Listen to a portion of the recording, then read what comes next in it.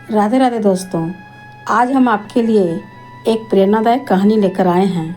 भगवान हमें वही देते हैं जो हमारे लिए अच्छा होता है। आइए जानते हैं पूरी कहानी।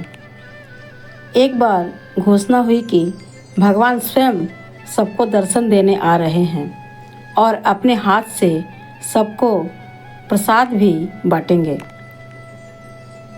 यह घोषणा सुनकर सभी लोग भगवान के दर्शन करने और प्रसाद पाने के लिए तैयार होकर लाइन लगाकर खड़े हो गए।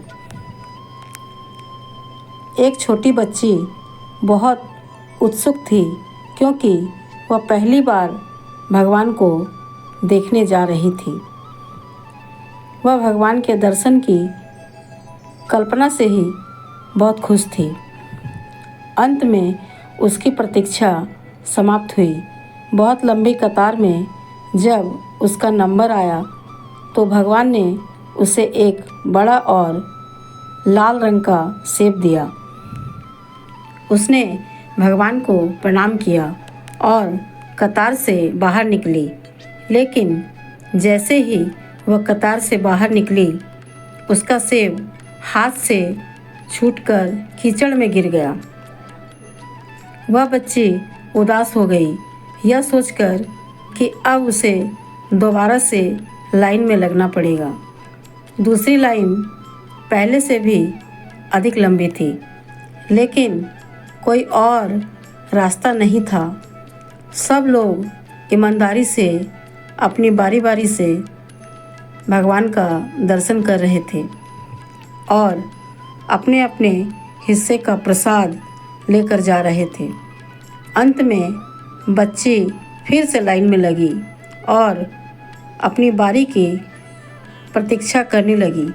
इतने में किसी ने कहा, सेब खत्म हो गए।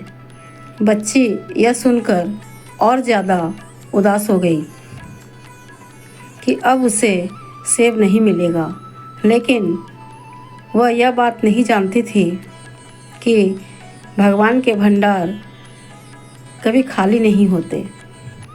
जब तक उस बच्ची की बारी आई तब तक नए सेब आ चुके थे।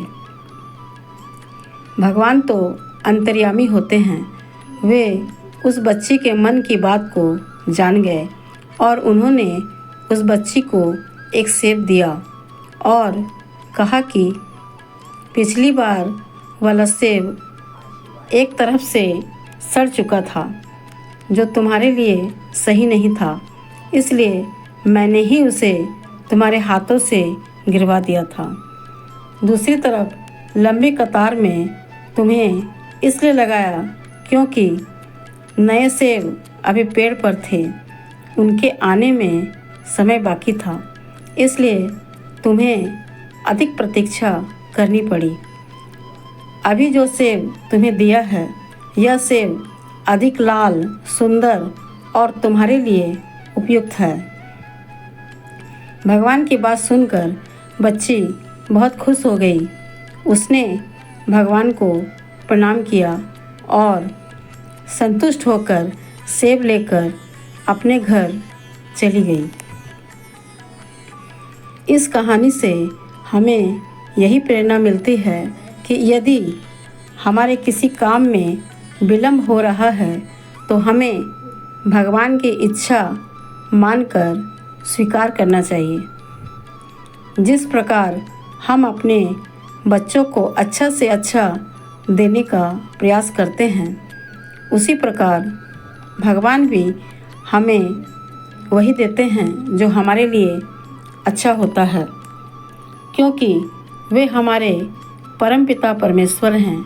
इसलिए हमें अपनी बारी आने का पूरी ईमानदारी से इंतज़ार करना चाहिए। इति शुभम।